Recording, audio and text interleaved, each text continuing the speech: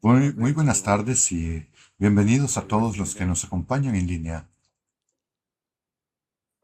Quisiera hablar un poco sobre América Latina, sobre los grupos ahí. Durante la fiesta contamos con la existencia de 25 personas reunidas en las montañas del Salvador. Aproximadamente la mitad de los asistentes provenían de Centroamérica y la otra mitad eran visitantes de Norteamérica. Además, por medio de Zoom participaron 5 personas desde Perú y una desde Chile,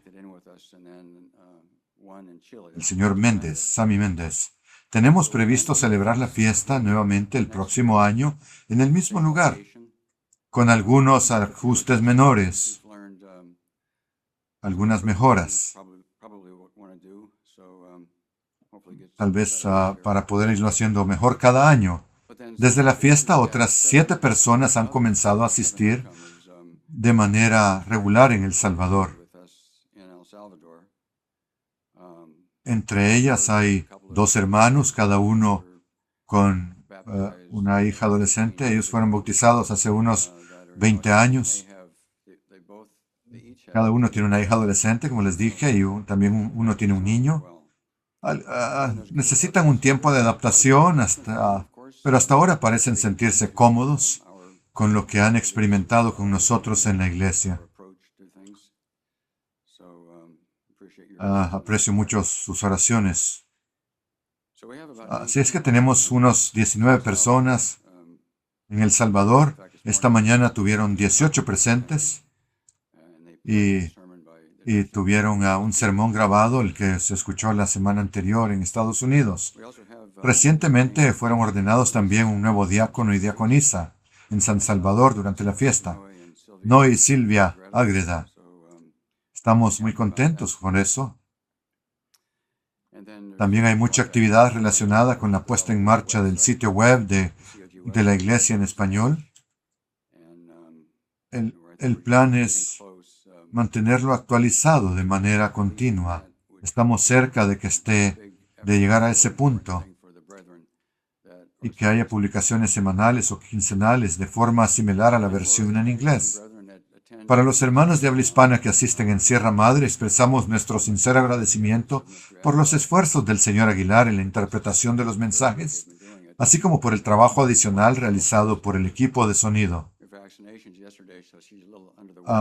Hubo un tiempo muy difícil y se conectaron en sus casas ayer.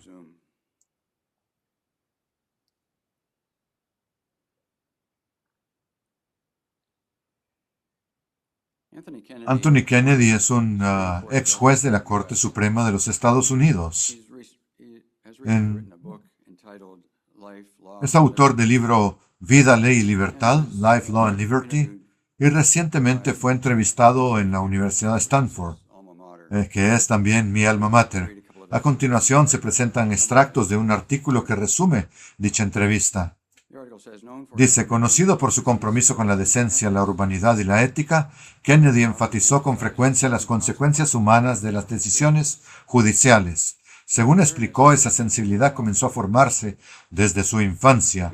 Recordó que antes de la Segunda Guerra Mundial jugaba con un amigo japonés estadounidense, cuyo juguete favorito era una figura de samurái guardada en una vitrina de vidrio.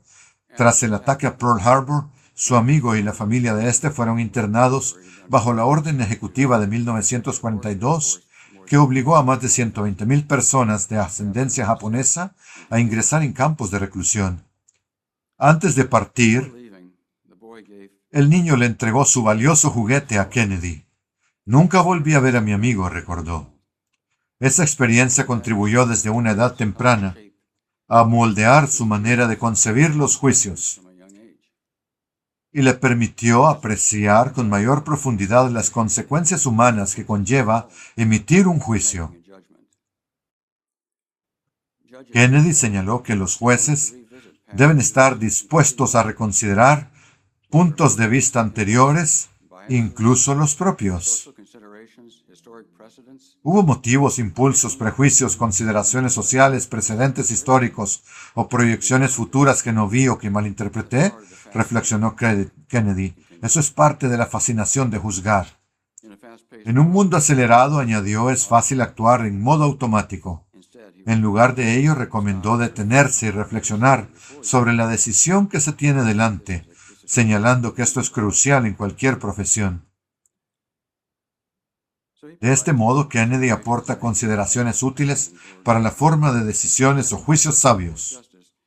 Habiendo servicio como juez de la Corte Suprema, su influencia y sus decisiones tendrán un efecto duradero. Esas decisiones... Hoy nos enfocaremos en el valor y los beneficios de emitir juicios sabios. Utilizaremos el término juicio de manera bastante amplia. Los juicios por lo general implican una decisión. Por lo tanto, emitir juicios sabios significa tomar decisiones sabias y emitir juicios insensatos significa tomar decisiones equivocadas, insensatas. Existen juicios, hay muchos tipos de juicios que provienen de distintas fuentes. En primer lugar están los juicios de Dios, que son perfectos por naturaleza. Hay juicios provenientes de los gobiernos. En el caso de los Estados Unidos, las 3 ramas del gobierno participan en la elaboración de juicios y leyes. Asimismo, las empresas establecen normas y políticas para sus empleados, las cuales implican juicios realizados por quienes están a cargo. Nos beneficiamos igualmente de los juicios que emite la Iglesia. Además, cada uno de nosotros toma decisiones que tienen un impacto tanto en nuestras propias vidas como en la de otras personas, especialmente esos que están más cerca de nosotros, o sobre los cuales tenemos alguna responsabilidad. Analizaremos varios principios subyacentes y posteriormente consideraremos 6 ejemplos concretos. El título del sermón es El valor de los juicios sabios. El valor de los juicios sabios. Para ir a través de esto, este día, veremos diferentes temas. La paz es uno de los beneficios principales de emitir juicios sabios. Otro tema relevante es que un curso de acción correcto con frecuencia requiere indagar más a fondo, alcanzar una mayor profundidad de entendimiento, dedicar tiempo a reflexionar y buscar el consejo de otras personas. No todos tenemos toda la información necesariamente.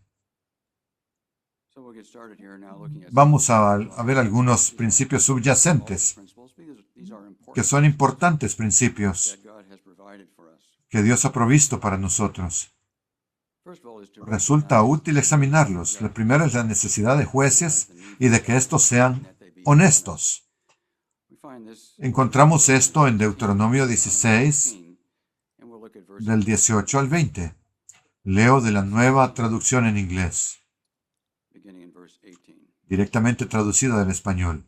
Deuteronomio 16, 18 al 20. Dice Dios, deberás nombrar jueces y funcionarios para cada una de las tribus en todas las poblaciones que el Señor tu Dios te da, y ellos juzgarán al pueblo con justicia. No pervertirás la justicia ni mostrarás preferencias. No aceptarás soborno porque el soborno ciega los ojos de los sabios y distorsiona las palabras de los justos. Debes seguir la justicia y solamente la justicia para que vivas y heredes la tierra que el Señor tu Dios te da. Podemos reconocer aquí claramente los beneficios de contar con jueces establecidos, resolver conflictos y acuerdos y desacuerdos con la serenidad y la objetividad de una tercera parte designada para cumplir esa función. Permiten emitir juicios relacionados con una compensación justa, contribuir a restaurar relaciones dañadas y en conjunto conducen a la paz dentro de una sociedad. Los juicios pueden contribuir a que haya paz en una sociedad. A lo largo de los ejemplos que veremos más adelante se destacarán varios de estos beneficios. Otro principio en el que debemos pensar es la importancia de la equidad. La importancia de la equidad. Encontramos esto en Levítico 19, versículos 33 al 36. Sigo leyendo de la Nueva Traducción en inglés, en una traducción directamente del inglés al español. Cuando un extranjero resida contigo en tu tierra, dice, no lo oprimirás. El extranjero que resida contigo será para ti como uno nacido entre ustedes, y lo amarás como a ti mismo, porque extranjeros fueron ustedes en la tierra de Egipto. Yo soy el Señor tu Dios. No cometerás. Dice, continúa dando instrucciones de parte de Dios acerca de los juicios. No cometerás injusticia en los juicios, ni en las medidas de longitud, de peso o de capacidad. Deberás usar balanzas justas, pesas justas, efa justo e injusto tendrán. Yo soy el Señor tu Dios que te saqué de la tierra de Egipto. Un nuevo principio a tener en consideración todo el tiempo es amar a nuestros enemigos. Lo encontramos en el Nuevo Testamento, tanto como el Antiguo. Vamos a Mateo 5, sobre amar a nuestros enemigos. Es Jesús en Mateo, capítulo 5, 43 al 45. Dice, oyeron que fue dicho, amarás a tu prójimo y odiarás a tu enemigo. Pero yo les digo, amen a sus enemigos y oren por los que los persiguen, para que sean hijos de su Padre que está en los cielos, que hace salir su sol sobre malos y buenos, y hace llover sobre justos e injustos. Cristo nos ayuda a comprender con mayor profundidad la verdadera naturaleza del Padre en lo que respecta a las relaciones humanas. Cristo también nos proporciona un incentivo claro, el deseo de llegar a ser como nuestro Padre. Así es como nuestro Padre actúa, piensa y hace, y así debemos desear ser. Otro principio a considerar es la necesidad de aceptar el juicio emitido. Esto se describe en Deuteronomio 17, 8 al 11. Dice, si algún asunto te resulta demasiado difícil de juzgar, casos de homicidio, de litigio o de agresión, asuntos controvertidos dentro de tus poblaciones, entonces te levantarás y subirás al lugar que el Señor tu Dios haya escogido. Irás a los sacerdotes levitas y al juez que esté en funciones en aquellos días y requerirás una solución y ellos te darán el veredicto. Versículo 10. Y harás conforme a todo lo que ellos determinen en aquel lugar que el Señor haya escogido. Cuidarás de hacer exactamente lo que te indiquen. Harás lo que te instruyan y el veredicto que ellos pronuncien cumplirás sin falta. No te desviarás ni a la derecha ni a la izquierda de lo que ellos te declaren. Básicamente, si un caso llegaba ante los sacerdotes, el juicio que se dictaba debía ser obedecido. La parte que perdía el caso debía aceptar la decisión, lo cual conducía a una gran paz, aun cuando se pudiera sentir que se había cometido una injusticia. En las sociedades modernas, desde luego, los juicios no siempre se emiten correctamente. Sin embargo, dependiendo de la situación, puede ser más sensato aceptar un fallo adverso y seguir adelante. Esto conduce a la paz y facilita con el tiempo la reconciliación, dependiendo de la situación. Pero en general, tenemos que aceptar el juicio que se emite. Es una buena recomendación.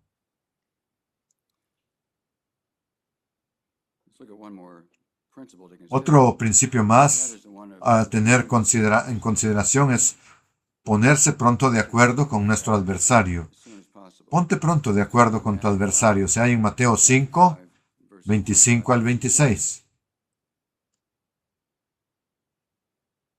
Dice, alcanza un acuerdo, hazte amigo pronto con tu acusador mientras vas de camino a la corte, no sea que el acusador te entregue al juez y el juez al alguacil y seas echado en la cárcel. La verdad, te digo, no saldrás de allí hasta que hayas pagado la última moneda.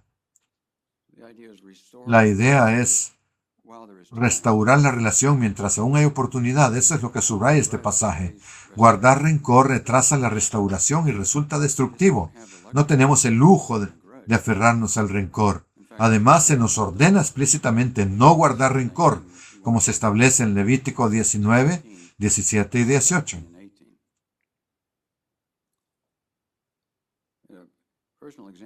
Hay un ejemplo al respecto de esto, uno muy interesante.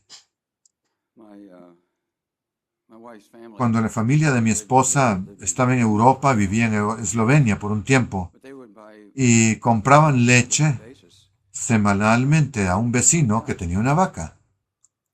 Ellos le pagaban regularmente al vecino por la leche. En una ocasión, en una semana, surgió una disputa acerca de si el pago ya se había realizado. El vecino pensaba que no se había recibido aún el pago, mientras que mi suegro simplemente no tenía el dinero para volver a pagarlo. Finalmente, una de las partes decidió desistir del reclamo, lo que permitió que la relación continuara. Es un ejemplo de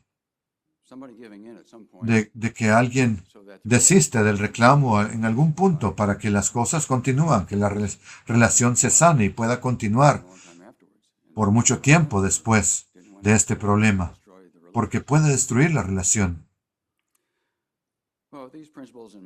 Con estos principios en mente, y aquí hay uno más, a tener una serie más de ejemplos adicionales a considerar, la mayoría de ellos son positivos, muy buenos y por lo tanto ilustran claramente el valor correspondiente de emitir juicios sabios. No podemos ignorar que existen algunos malos ejemplos, que vamos a considerar también alguno que otro. El primero, les voy a dar una lista. Este es los 600 hombres que viajaban con David. Así lo llamaremos. Este relato se encuentra en 1 Samuel 30.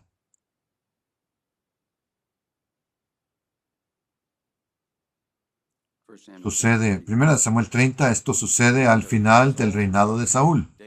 Y David permanecía en una región de Filistea llamada Siclag. Con él se encontraban 600 hombres leales que lo seguían. Y no eran solo los hombres, sino sus esposas y sus hijos pequeños. También habitaban en esa zona.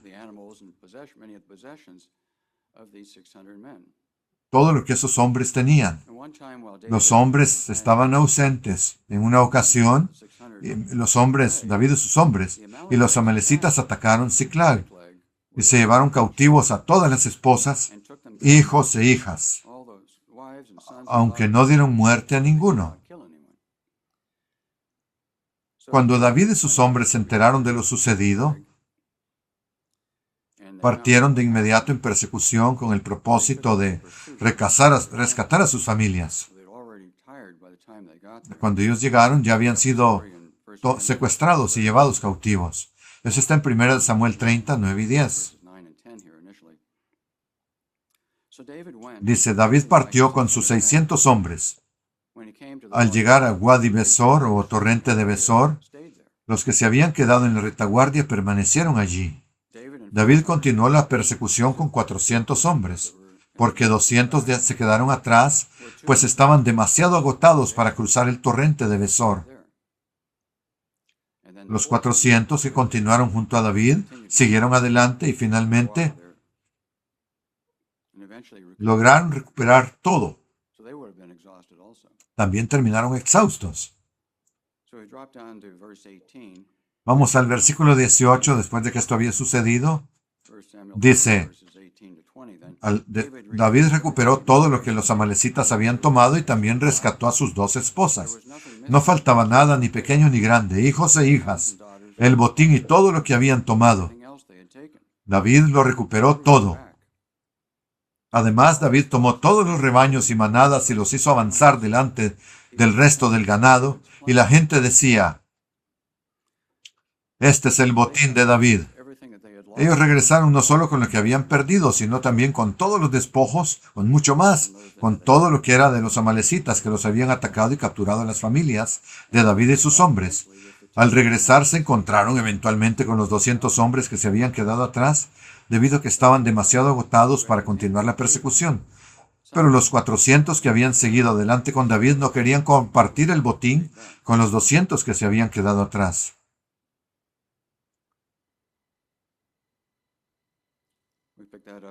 Lo encontramos eso en los versículos 21 y 22. David se acercó a los 200 hombres que habían quedado en el torrente de Besor. Ellos salieron a recibir a David y a la gente que estaba con él. Cuando David se acercó, les preguntó cómo estaban, pero había hombres perversos entre la gente de David, hombres perversos y malvados, entre los que habían ido con David, los 400, y dijeron, como ellos no fueron con nosotros, no les daremos nada del botín que recuperamos, que se lleven solo a sus esposas y a sus hijos y que se marchen. Estos hombres descritos como perversos que estaban entre los 400, adoptaron una postura que inevitablemente conduciría a la división y al conflicto interno. En ese momento David los corrigió y emitió un juicio que con el tiempo se convirtió en una ordenanza establecida. Vamos a 1 Samuel 30, versículos 23 al 25. Pero David respondió, no deben hacer eso, hermanos míos. Miren lo que el Señor nos ha dado. Él nos ha protegido y ha entregado en nuestras manos a la banda que vino contra nosotros. ¿Quién les hará caso en este asunto? La parte del que descendió a la batalla será igual a la del que se quedó con el equipaje. Ambas porciones serán iguales. Principio de equidad. Y desde aquel día esto quedó establecido como una ordenanza y una norma para Israel hasta el día de hoy. Es interesante notar cómo David trata con estos hombres malvados. Aun cuando los reprende con firmeza, no los rechaza, sino que los llama mis hermanos, aunque los está reprendiendo y les dice, no hagan esto. De este juicio sabio se derivan múltiples beneficios. Conduce a la paz y al quedar establecido como una ordenanza, promueve una paz duradera, ya que todos la recuerdan este principio. Resuelve de manera inmediata el conflicto que había surgido entre los hombres, porque iba a haber una división, sino entre ellos. Vamos a ver el segundo ejemplo. A ese lo llamaré diáconos, establecimiento de los diáconos. Eso se encuentra en Hechos 6, del 1 al 6.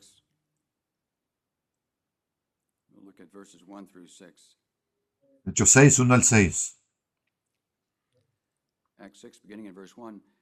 En aquellos días, cuando los discípulos crecieron en número, surgió una queja por parte de los judíos de habla griega contra los judíos hebreos, porque sus viudas eran desatendidas en la distribución diaria de alimentos. Entonces los 12 convocaron a toda la multitud de los discípulos y dijeron, no es correcto que nosotros descuidemos la palabra de Dios para servir a las mesas. Por lo tanto, hermanos, seleccionen cuidadosamente de entre ustedes a 7 hombres de buen testimonio, llenos del espíritu y de sabiduría, a quienes podamos encargar esta tarea necesaria.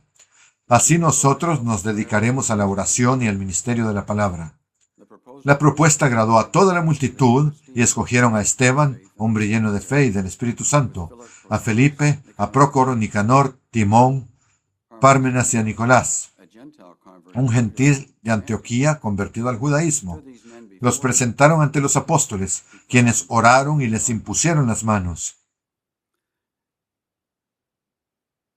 El texto, cuando habla de alimentos, el griego no incluye esa palabra. No existe en griego, sino dice distribución diaria solamente, lo cual también podría haber implicado algo más como el dinero. Se trata de un conflicto de carácter cultural y era importante resolverlo. La selección de estos diáconos incluyó la participación de la congregación. La congregación necesitaba tener un cierto grado de confianza en estas personas. Y se establecen 3 requisitos: estar lleno del Espíritu, estar lleno de sabiduría y tener buena reputación. Hay algunos resultados beneficiosos que podemos considerar. Un beneficio inmediato fue la resolución de la queja planteada. En el versículo 3 dice que se les puso a cargo de la tarea necesaria. En el versículo 5 la propuesta agradó a toda la congregación y la inequidad había sido resuelta. Otro beneficio es la paz que iba a continuar existiendo en la congregación. Otros asuntos u otros tipos de problemas surgirían y necesitarían ser resueltos. La paz es uno de los beneficios de los juicios sabios. Seguimos beneficiándonos hoy del papel de los diáconos y diaconisas en la iglesia. Prestan un servicio necesario para que las cosas funcionen de manera ordenada. Recientemente, como dije, un esposo y esposa fueron ordenados diácono y diaconisa en El Salvador. Esto ha añadido una cierta estabilidad a las congregaciones ahí. Pueden realizar muchas de las tareas necesarias. Vamos al tercer ejemplo. A ese ejemplo lo llamaré las hijas de Zelofehad. Las hijas de Zelofehad. Este es un ejemplo en el cual una situación es analizada cuidadosamente antes de que se emita un juicio. En este caso, finalmente, el asunto es elevado hasta Yahweh, hasta Dios. Muestra diligencia e interés en resolver un asunto. Y veremos cómo esto conduce a una mayor paz en Israel. En este ejemplo se presenta una solicitud en Números 27 del 1 al 4, una solicitud para una excepción a las normas de la herencia.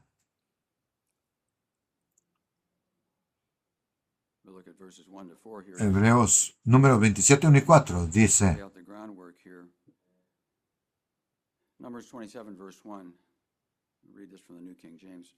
lo leo de la Reina Valera. Entonces se acercaron las hijas de Zelofehad, hijo de Jefer, hijo de Galaad, hijo de Maquir, hijo de Manasés, de las familias de Manasés, hijo de José. Y estos eran los nombres de sus hijas, Maal, Noa, Ogla, Milca y Tirsa. Y se presentaron delante de Moisés, delante del sacerdote Eleazar, delante de los príncipes y de toda la congregación, a la entrada del tabernáculo de reunión, diciendo, nuestro padre murió en el desierto, pero no estuvo entre la compañía de los que se juntaron contra el Señor, en compañía de Coré, sino que murió por su propio pecado y no tuvo hijos varones. ¿Por qué ha de ser quitado el nombre de nuestro padre de entre su familia por no haber tenido hijo varón? Dennos posesión entre los hermanos de nuestro padre. Es instructivo ver cómo se desarrolla este ejemplo. Normalmente, la tierra se dividía entre los hijos varones. Las hijas se casarían con otros hombres que tendrían su propia herencia. Zelofehad tenía 5 hijas y ningún hijo varón. No parecía correcto que la tierra de su padre se perdiera, que los hijos no heredaran.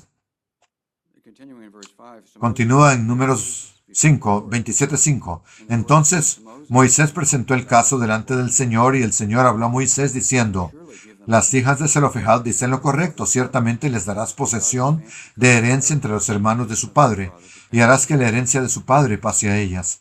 Y hablarás a los hijos de Israel diciendo, ahí va Dios a decir esto, a dar un veredicto sobre este juicio. Si un hombre muere y no tiene hijo varón, entonces harán pasar su herencia a su hija.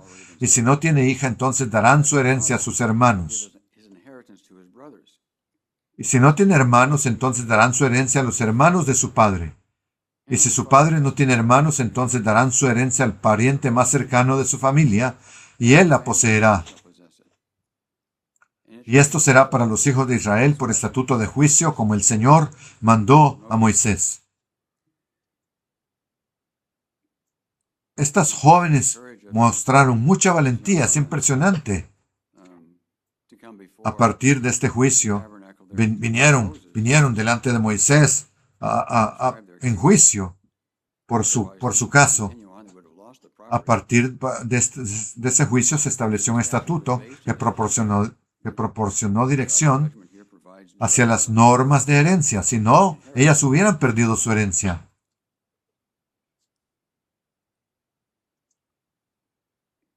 Pero encontramos una aclaración adicional en Números 36, versículos 1 al 12. Números 36, 1 al 12.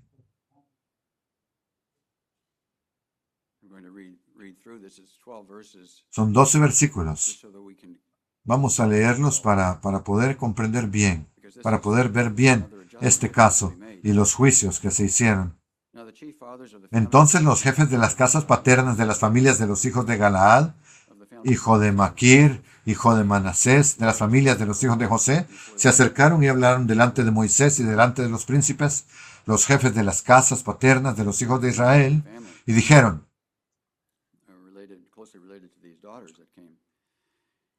el Señor mandó a mi señor Moisés que diera la tierra de Israel en herencia por sorteo a los hijos de Israel, y mi señor fue mandado por el Señor a dar herencia a nuestro hermano Zelofejad, a sus hijas.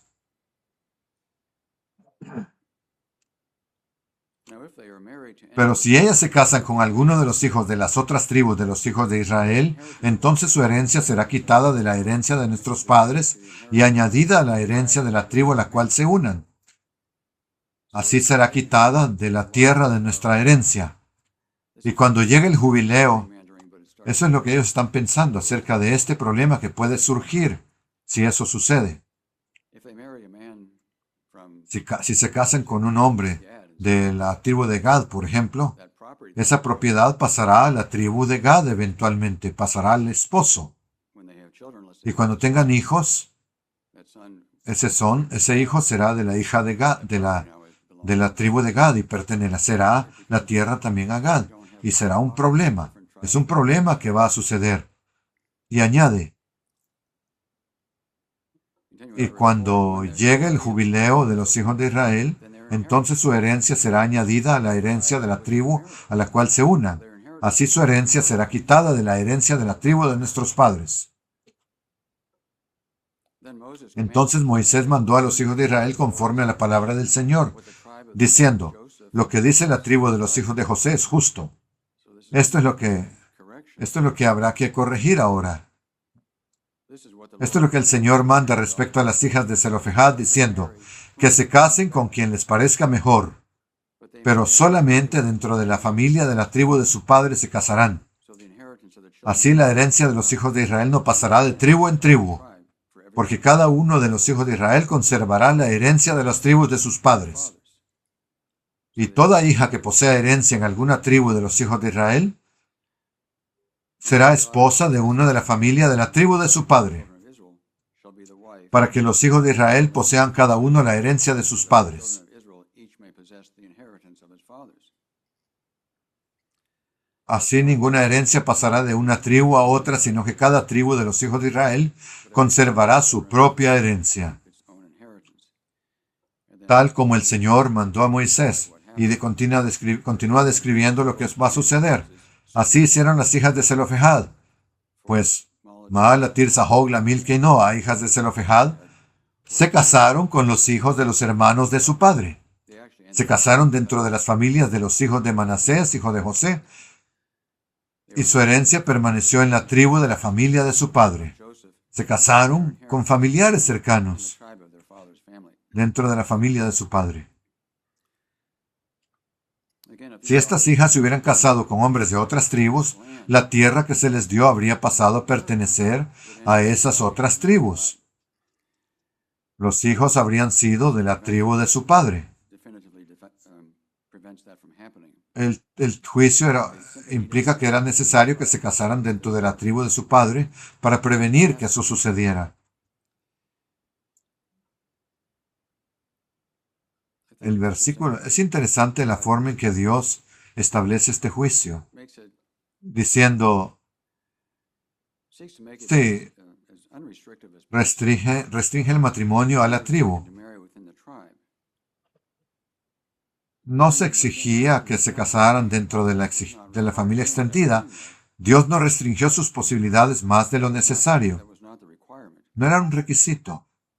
Estas 5 hijas terminaron casándose con primos, es decir, dentro de la familia extendida, en la tribu de Manasés, lo cual habría apaciguado aún más a quienes plantearon el caso insatisfechos de que pudiera suceder algo malo con la tribu. Obsérvese la sensibilidad y la lógica que Dios utilizó para llegar a una solución justa.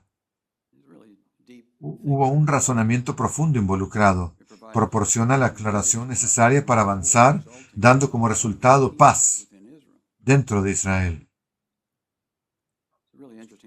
Es un ejemplo interesante y es muy bonito estamos muy agradecidos de poder tener ese ejemplo porque tenemos un ejemplo de un juicio justo. Vamos al 4 ejemplos que voy a darles. Este se llamará, y es un ejemplo malo. Vamos a tener por lo menos un mal ejemplo y es este. El trato a los agricultores rusos en la década de 1930. El tratamiento a los agricultores rusos en la década de 1930. Tiempo para un mal ejemplo. Para emitir juicios sabios, una persona o un gobierno no puede ignorar los principios que Dios ya ha establecido. Antes de llegar al ejemplo en sí, consideremos algunos juicios de Dios que no fueron seguidos en este caso. No se siguieron en este caso que vamos a estudiar. Vamos a leer Deuteronomio 25:4. Dice, no pondrás bozal al buey cuando esté trillando el grano. No pondrás bozal al buey cuando esté trillando el grano. Por supuesto, esto también se aplica a los trabajadores humanos. Es un mandato muy específico. Y en el Nuevo Testamento lo aplican a los trabajadores humanos, como los agricultores. Otro juicio hecho por Dios, Levítico 23:22, dice, 23:22 de Levítico, cuando recojan la cosecha de su tierra, no segarán hasta el último rincón de su campo, ni recogerán los restos de su cosecha. Los dejarán para el pobre y para el extranjero. Yo soy el Señor su Dios.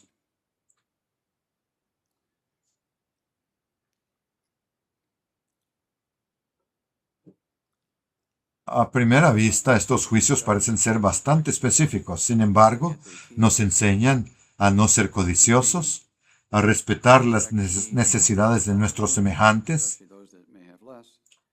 y a que en última instancia dependemos de Dios para nuestras necesidades, por lo que no tiene sentido ser codiciosos. De ir y recolectar cada última semillita en nuestro campo. Vamos al ejemplo de estos granjeros rusos de los años 30 que vivían en la colectivización. En la década del 30, los campesinos agricultores en Rusia fueron forzados a integrarse en la agricultura colectiva, en la cual sus cosechas pasaban a pertenecer al gobierno. Si no se cumplían las cuotas, los agricultores podían quedarse con muy poco de su cosecha o con nada. Incluso el grano reservado como semilla para el año siguiente podía ser confiscado. Un ejemplo extremo de poner bozal al buey que trilla el grano,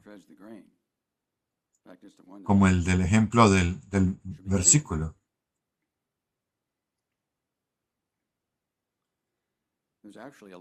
Es una ley que se pasó en ese tiempo.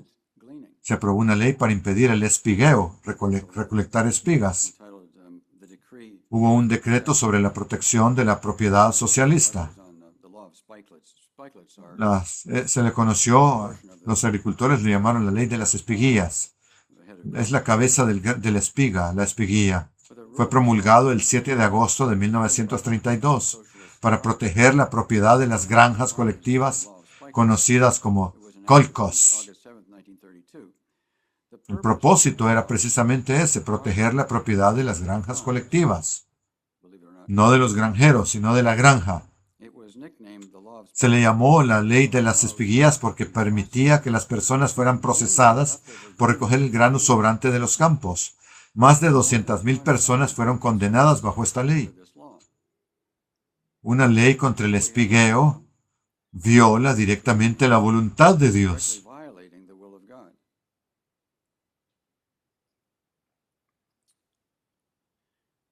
Otro artículo del historiador ruso Alexander Daniel dice, el decreto que se promulgó sobre la protección de la propiedad de las empresas estatales, los kolkhozes y las cooperativas, pronto se hizo conocido como la ley de las espiguillas, El decreto programaba que el castigo para los campesinos hambrientos que recogían a mano espigas en los campos colectivos después de la cosecha era la pena de muerte, que en circunstancias atenuantes podía ser sustituida por 10 años de encarcelamiento.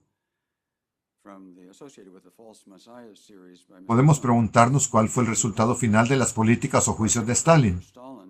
Apareció en un artículo de Visión, que es parte de la serie Falsos Mesías por el señor Hume, titulado Los rusos votan por Stalin. El Estado promueve un nacionalismo estridente.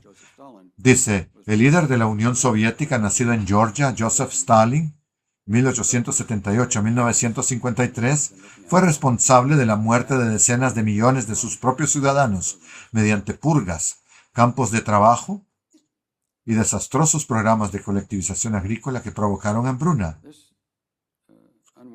Este tipo de problema queda resumido bien por Salomón en Proverbios 13:23.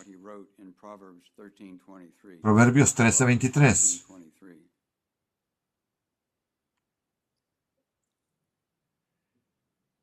Dice, hay abundante alimento en el campo del pobre, pero es barrido por la injusticia.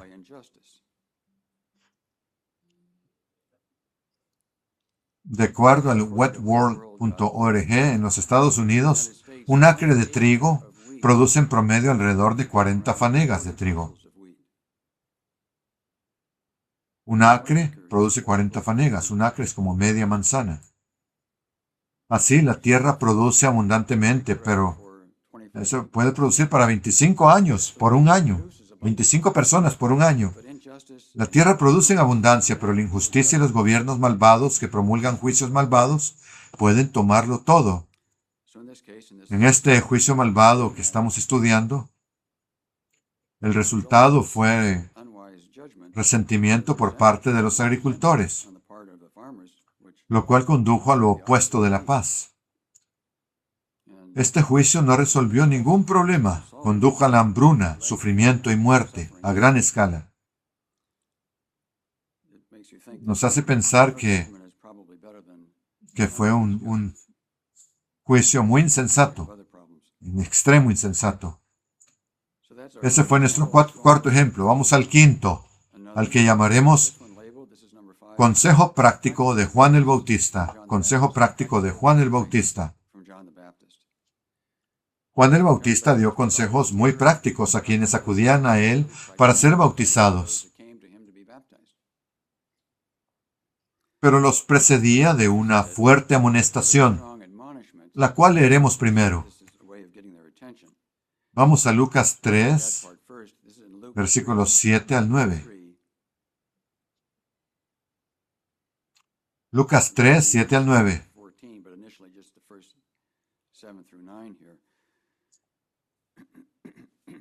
Entonces Juan decía a las multitudes que salían para ser bautizadas por él, «Cámara de víboras, ¿quién les advirtió que huyeran de la ira venidera? Por tanto, produzcan frutos que demuestren su arrepentimiento, y no empiecen a decirse a sí mismos, tenemos a Abraham por padre, porque les digo que Dios puede levantar hijos a Abraham aún de estas piedras. Aún ahora el hacha ya está puesta a la raíz de los árboles, y todo árbol que no produce buen fruto es cortado y arrojado al fuego». De esta manera, Juan el Bautista elimina la falsa seguridad en la que el pueblo confiaba por tener a Abraham como padre.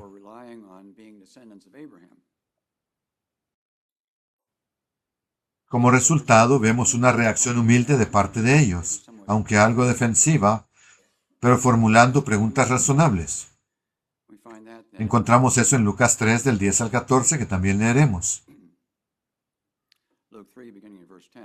Entonces las multitudes le preguntaban a Juan el Bautista, ¿qué pues debemos hacer? Y él respondía, el que tiene 2 túnicas, comparta con el que no tiene ninguna. Y el que tiene alimento, comparta con el que no tiene.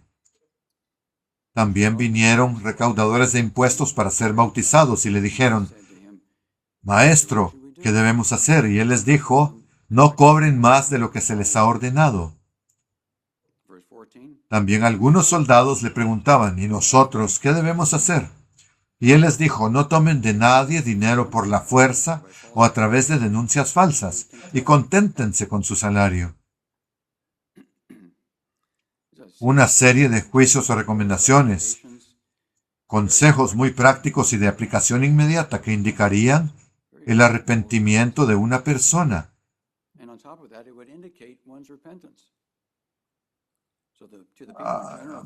Consejos para la gente en general, ser conscientes de las necesidades de los demás, reconocer la necesidad de la generosidad. En cuanto a los recaudadores de impuestos,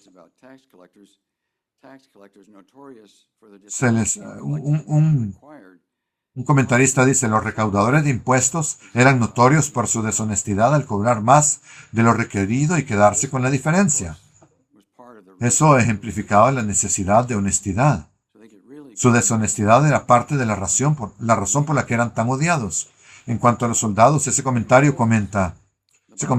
dice, y los soldados, conocidos y odiados por intentar siempre obtener más dinero, a través de extorsiones y culpando a otros por ello, eran ejemplos de la necesidad de contentamiento y amabilidad.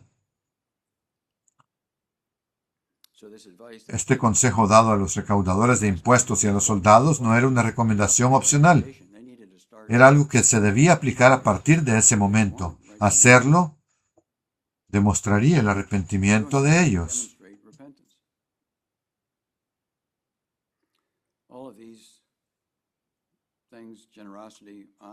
Todo esto, generosidad, honestidad y contentamiento, conduce a la paz, tanto a nivel individual como colectivo.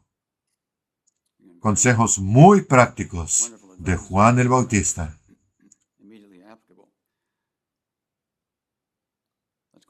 Vamos a ver nuestro sexto ejemplo. Lo llamaremos, es el último y lo llamaremos Siba y Mefiboset. Primero veamos algo de contexto.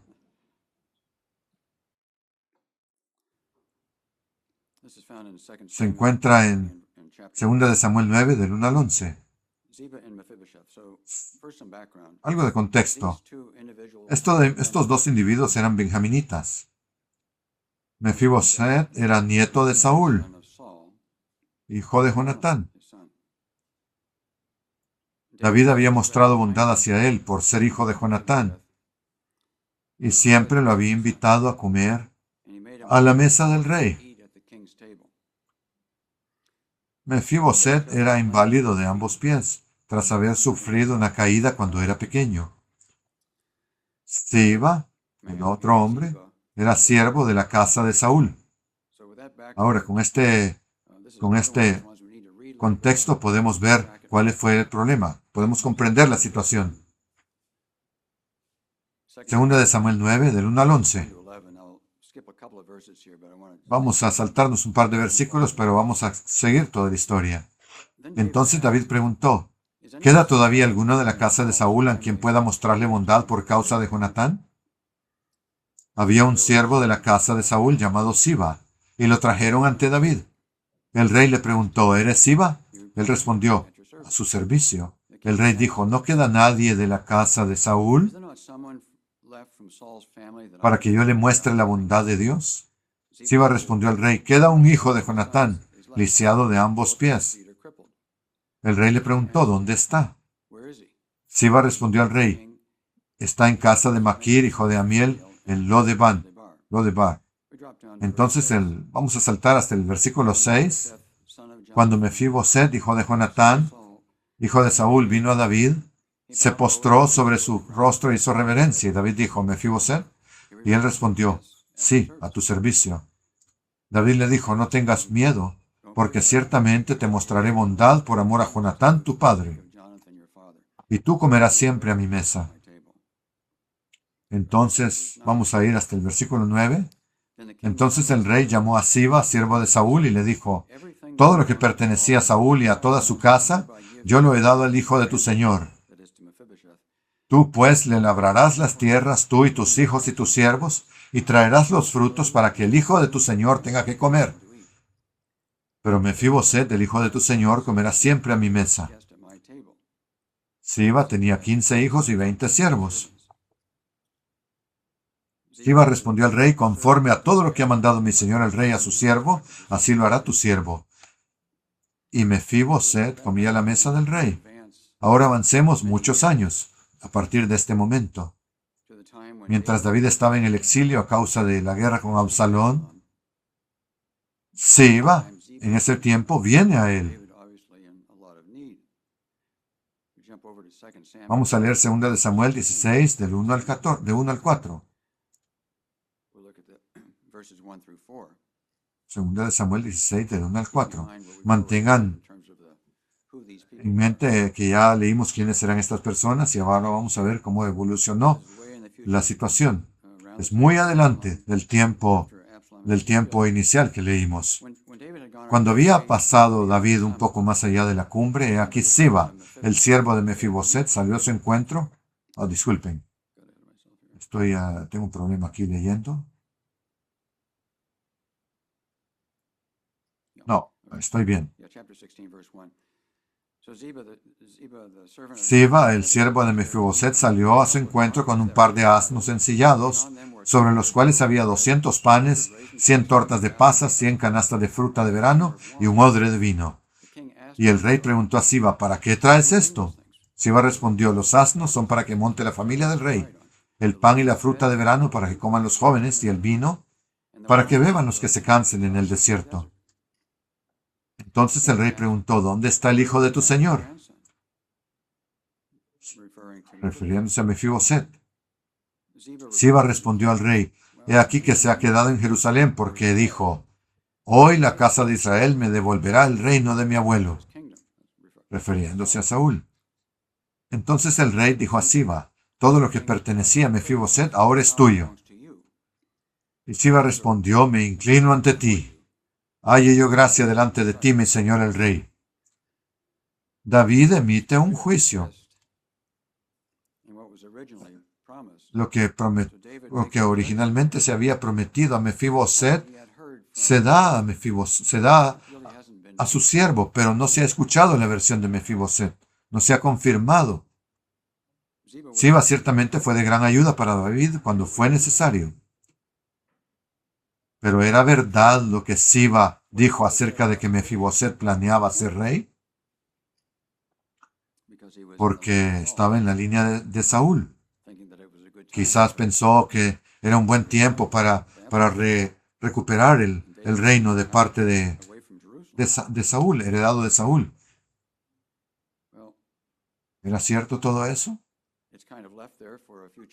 Tenemos que avanzar un poco más a 2 de Samuel 19, versículos 24 al 27, para encontrar la respuesta. Mefiboset eventualmente viene a recibir a David. Dice: también Mefiboset, nieto de Saúl, descendió a recibir al rey. Desde el día que el rey salió hasta el día que volvió en paz, no se había arreglado los pies, ni había recortado su bigote, ni había lavado su ropa. Y cuando vino de Jerusalén a recibir al rey, el rey le preguntó: ¿por qué no viniste conmigo, Mefiboset? El rey respondió: Rey, señor mío, mi siervo, Siba, me engañó, porque yo dije: ensíenme mi asno para montar e irme con el rey, ya que soy cojo, soy inválido. Pero Siba ha calumniado a tu siervo delante de mi señor el rey. Pero mi señor el rey es como ángel de Dios. Haz pues lo que te parezca bien. Aquí hay una historia, una segunda parte, una segunda versión de la historia muy diferente por parte de Mefiboset. David ya había emitido un juicio de que la propiedad pasaba a Siba. ¿Cuál de los dos tiene razón, Siba o Mefiboset? David busca un juicio pacífico y equitativo. 2 de Samuel 19:29. Entonces el rey le respondió a Mefiboset: ¿para qué sigues hablando de esto? Tú y Siba se repartirán el campo. Ahora pertenece a los dos, dice, y lo parten dos. El nuevo comentario americano dice que David decretó un compromiso que permitió a Siba conservar una recompensa por su servicio a la corona y al mismo tiempo le permitió al rey mantener la fidelidad a los compromisos hechos con Jonatán muchos años antes. Uno de los comentarios dice que era como lo que hizo Salomón al dividir al niño en mitad, en este caso con la tierra, con la finca de Mefiboset. Una lección que aprendemos de este ejemplo es que emitir un juicio que afecta a otros no siempre es fácil. No siempre es fácil. Puede complicarse. Puede que nunca tengamos toda la información, pero aún así será necesario emitir un juicio. David elige sabiamente un camino equitativo, teniendo en mente el objetivo de la paz. En resumen, de lo que hemos dicho ahora, nos hemos centrado en los beneficios de los buenos juicios. Cómo los buenos juicios conducen a la resolución de problemas y conflictos y conducen a la paz, mientras que los juicios erróneos o malvados conducen a más conflictos y sufrimiento. Comenzamos considerando los principios fundamentales de Dios que son invaluables para tomar decisiones sabias. A continuación, analizamos varios ejemplos que ilustran tanto la necesidad de tomar decisiones como los beneficios que se derivan de ellas. En conclusión, las decisiones sabias, quisiera referirme al gobierno venidero de Dios, del que leemos acerca de Cristo en Isaías 9:7. No habrá fin al aumento de su gobierno y paz sobre el trono de David y sobre su reino, para ordenarlo y establecerlo con juicio y justicia, desde ese momento en adelante, incluso para siempre. El celo del Señor de los ejércitos lo llevará a cabo. Las decisiones sabias que vimos hoy, algo por lo que podemos estar muy agradecidos y que veremos en el reino de Dios venidero, y podemos estar muy contentos y agradecidos por Él.